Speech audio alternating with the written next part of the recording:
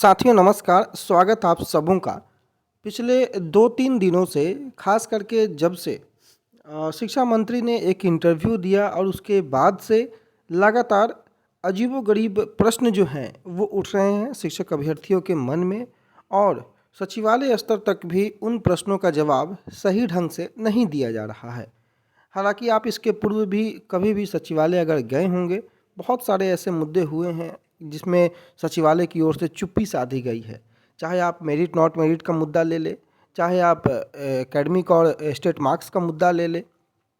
शुरू से अगर कोई कैंडिडेट जाता है अपनी मांगों को लेकर के, तो शिक्षा विभाग और सचिवालय उस कैंडिडेट के हिसाब से ही उसको जवाब दिया करते हैं और आज भी कुछ हो यूं ही रहा है।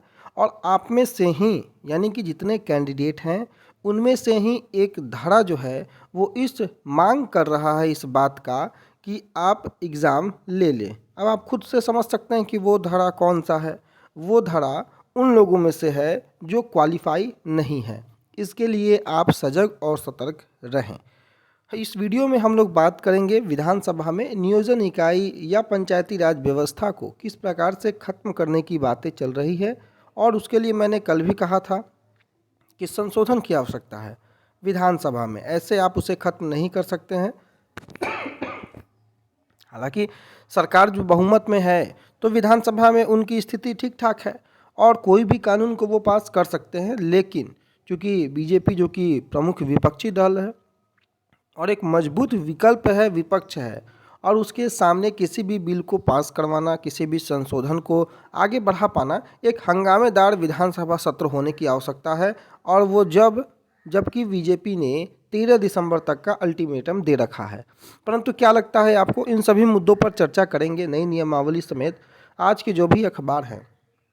सबसे पहले मैं आपको दिखाऊंगा कि कशिश न्यूज़ ने कल एक ट्वीट किया था और इसके पहले भी कशिश न्यूज़ के बारे में आप लोगों ने जाना होगा। स्टेट एग्जामिनेशन 7वें चरण के पहले होगा, ऐसी बिग ब्रेकिंग न्यूज़ कशिश न्यूज़ ने चलाई है और उसके बाद से तमाम ऊहापोह की स्थिति जो है वो जारी हुई है।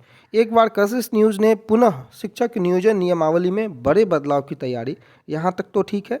पंचायती राज संस्थाओं से मुक्त होगी नियोजन प्रक्रिया, पूरी तरीके से मुक्त हो पाएगी या नहीं हो पाएगी, ये सबसे बड़ा सवाल है। अगर पूरी तरीके से मुक्त करना होगा तो विधानसभा का सत्र जो है वो बहुत अहम हो जाता है और उसको लेकर के नियोजन की जो प्रक्रिया है उसको केंद्रीकृत करने की तैयारी है, ये भी ठीक ठाक है। और कैबिनेट से पास कराने के बाद विधानसभा में होगा संशोधन, यानी कि कैबिनेट में जो भी पास हो जाएगा ये प्रस्ताव, उसके बाद विधानसभा में संशोधन होना होगा। क्योंकि अगर पंचायती राज संस्थाओं से मुक्त करना है तो आपको संशोधन करना है। अगर शिक्षा विभाग अपने स्तर पर लेता है, देखिए नियोजन की प्रक्रिया कब से शुरू हुई और क्यों शुरू हुई। पहले तो बीपीएससी के माध्यम से बहाली होती थी, डिपार्टमेंट जो है वो पूरी देखरेख भी किया करता था। बीपीएससी से बहाल हुए शिक्षकों का वेतन भी आप जानते हैं, आज की डेट में 60,000 70,000 से अधिक वेतन वो पा रहे हैं।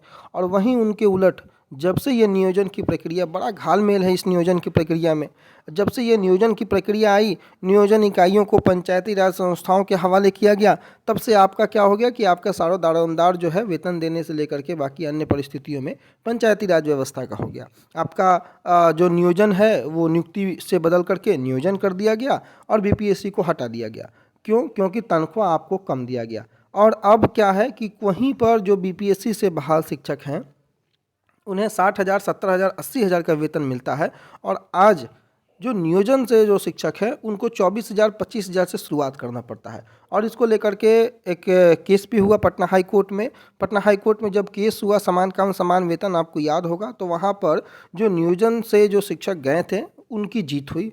और उसी के उलट जब सरकार ने देखा कि अब तो उनको वेतन देना पड़ेगा, सरकार तुरंत एसएलपी लेकर के सुप्रीम कोर्ट पहुंची और सुप्रीम कोर्ट से सरकार ने अपने पक्ष में फैसला लिया और उसके बाद पुनः समान काम समान वेतन का जो मुद्दा था वो धड़ाका धड़ाना गया।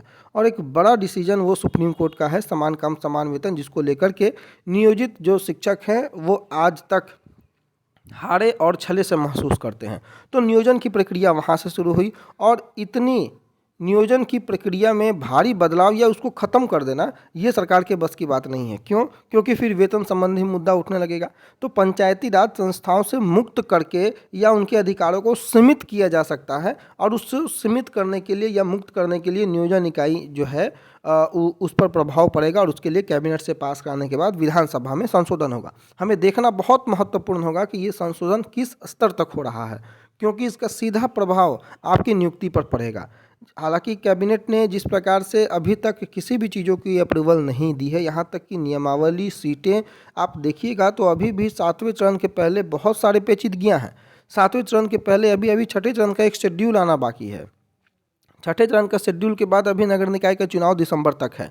तो कम से कम छठे चरण का शेड्यूल तो दे दिया जाए, जो कि 1-2 नगर निकायों में बाकी है, उसको लेकर के ख़त्म किया जाए। सरकार अभी उसमें चाहे तो 1-1.5 महीना लगा सकती है। तो इन सभी व्यवधानों के बाद भी अब तक 7वें चरण को लेकर के या फिर नियमावली को लेकर के अगर स्थितियाँ साफ नहीं हैं, तो ये समझिए कि सरकार कुछ बदलाव की तैयारी में है। लेकिन वो इंटरव्यू, वो परीक्षा, उसको लेकर के आप कम से कम चिंतित नहीं रहें, लेकिन सतर्क जरूर रहें। मेरी बातों को बहुत गंभीरता से आप समझेंगे। चिंतित रहने की आवश्यकता नहीं है, लेकिन सतर्क और सजग रहने की आवश्यकता। बाकी कैबिनेट के बाद विधानसभा में जब सत्र शुरू होगा, शायद दिसंबर के दूसरे हफ्ते से, तो उसको भी देखना होगा, बड़ा निर्णायक होगा।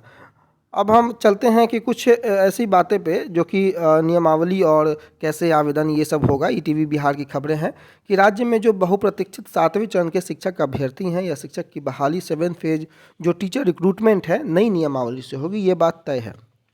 और नई नियमावली इसलिए अभी तक पब्लिश नहीं हो रही है क्योंकि जब कैबिनेट में नई नियमावली जाएगी तो उसी में ये सारा जिक्र रहेगा कि अब की बहाली जो है वो कैसे होगी। क्या पंचायती राज व्यवस्था को, अधिकार को सीमित किया जाएगा या उससे मुक्त कर दिया जाएगा? बीपीएससी बीएसएससी के थ्रू आपकी बहाली होगी या फिर शिक्षा विभाग जो है अपने स्तर से डायरेक्ट किसी नए जो रिक्रूटमेंट बॉडी है उसको बना करके बहाली करेगी? इन सब मुद्दों को जो है उसमें शामिल करना है। इस कारण से आपकी नियमावली में डिले हो रही है। और जो भी शिक्षा विभाग में मंथन चल रहा है, उस मंथन में कोई भी बात छन कर बाहर आ पाना बहुत मुश्किल है, क्योंकि डायरेक्ट जो उनके ऊपर दबाव है कि कोई भी बात बाहर नहीं जानी चाहिए। यहाँ तक कि पत्रकारों को भी वो बातें बताने से इनकार किया जा रहा है, चाहे शिक्षा विभाग के अधिकारी हों या विभागीय मंत्री हों। हालांकि नियमावली का जो ड्राफ्ट है वो पूरी तरीके से तैयार हो चुका है। शिक्षा विभाग के द्वारा जो तैयार किया गया ड्राफ्ट है, इस पर शिक्षा मंत्री की स्वीकृति की मुहर लगनी बाकी है। विभाग द्वारा जो जानकारी मिली है उसके अनुसार शिक्षा मंत्री की स्वीकृति की जब मुहर लग जाएगी तो इस ड्राफ्ट को कैबिनेट में पेश किया जाएगा।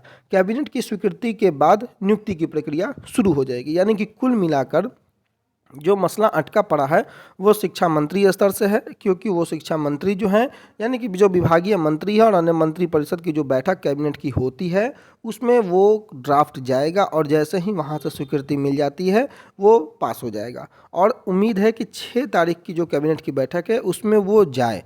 लेकिन आप एक बात और ध्यान रखिएगा कि 6 तारीख आने में मात्र 1 दिन बाकी है, और बहुत बहुत हद तक यह भी मुमकिन है कि शायद 6 तारीख वाले कैबिनेट की बैठक में फिर से आपके हाथ खाली रहें। क्यों? क्योंकि अब तक, आज 4 तारीख है और अभी तक कोई भी ऐसी परिस्थितियां विभागीय स्तर से नहीं निकल करके आई हैं कि विभाग ने उस ड्राफ्ट को पेश करने की जो मन है वो बना ली है। बाकी देखना होगा 6 तारीख को क्या होती है। 2 लाख से ज़्यादा शिक्षक अभ्यर्थी हैं जिनकी बहाली होनी है 7वें चरण में, और इसके तहत माध्यमिक और उच्च माध्यमिक स्कूलों में सबसे ज़्यादा शिक्षकों की नियुक्ति होगी।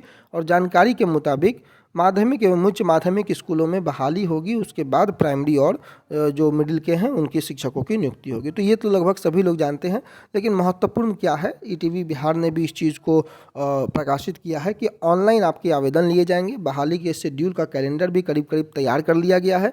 ये बड़ी बात है कि उनके शेड्यूल, यानी कि 7वें चरण की जो शेड्यूल होगी वो कब तक होगी, इसकी भी पूरी तैयारी कर ली गई है। और विभागीय जानकारी के अनुसार बहाली के लिए आवेदकों का आवेदन लिया जाएगा और यह सेंट्रलाइज होगा। और इस आवेदन में शिक्षकों को जिस जगह पर बहाली चाहिए वहाँ का ऑप्शन देना होगा।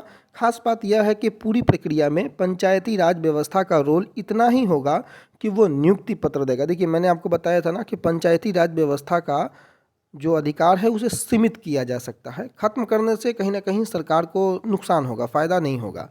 और यहाँ पर ईटीवी बिहार ने कल ही जो है देर रात में ये खबर प्रकाशित की है, और वहाँ पर इन्होंने लिखा है कि पंचायती राज व्यवस्था का रोल सिर्फ इतना ही होगा कि वो नियुक्ति पत्र देगा। यानी कि रिक्रूटमेंट जो होगा, आपकी जो अपॉइंटमेंट लेटर मिलेगी वो पंचायती राज व्यवस्था के तहत मिलेगी। आप कार्य पंचायती राज, भले ही आप शिक्षा विभाग और शिक्षक बनने वाले हैं, लेकिन नियुक्ति पत्र आपको पंचायती राज व्यवस्था देगी। और इसके पीछे के टेक्निकल पहलू को मैंने शुरुआती वीडियो के कुछ क्षणों में समझाने का मैंने प्रयास किया। हालांकि प्रदर्शन बहुत हो रहे हैं, लगभग 29-30 दिन, 1 महीना हो गया, आज 4 तारीख हो गया, और 1 महीने से अभ्यर्थी प्रदर्शन कर रहे हैं पटना सहित अन्य जिलों में भी, परंतु सरकार अभी तक सूद नहीं ली है। हालांकि प्रदर्शन केवल प्राइमरी के अभ्यर्थी कर रहे हैं, सहयोग उनका स्टेट के अभ्यर्थी भी कुछ उसमें है जो कि सीटेट बीटेट भी क्वालिफाई हैं, उनका भी सहयोग उन्हें भरपूर मिलता है।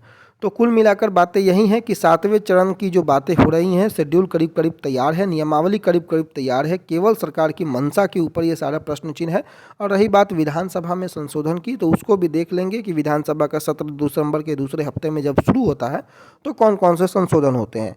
तो परीक्षा और इंटरव्यू को लेकर के चिंता बिल्कुल नहीं कीजिएगा, सतर्क जरूर रहिएगा और दबाव जरूर बनाइएगा कि नोटिफिकेशन जल्द आ जाए, क्योंकि नोटिफिकेशन की मांग सबसे अहम है। धन्यवाद।